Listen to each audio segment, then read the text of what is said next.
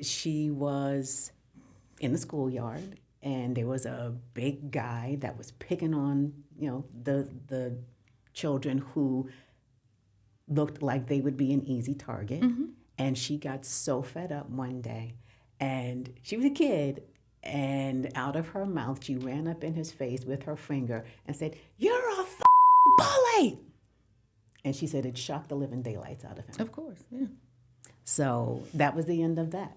And sometimes that shock is what will direct that attention elsewhere.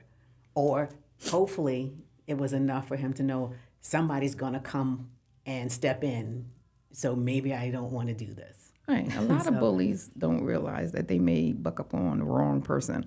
Right. One day, they misjudged someone they wanted to bully and got caught out there badly. Yes. But in the cases that sometimes, bullies are just that. They're bullies and they do dominate physically and in their energy. But that is why it's so important. And I'm glad you mentioned, Riri, about in terms of adults, because it does happen, right? And adults, especially if you're like at your job, you can be, you can feel bullied by your CEO, by your boss, and you don't have the teacher or the principal, but you do have, the HR department and different regulatory guidance that tells people this is how you treat people on the job. And sometimes it works and sometimes it doesn't. And sometimes there's, one of the key things that folks are afraid of is retaliation. Right. But I'll tell you this, it's the same concept. If you wait too long to exercise your rights,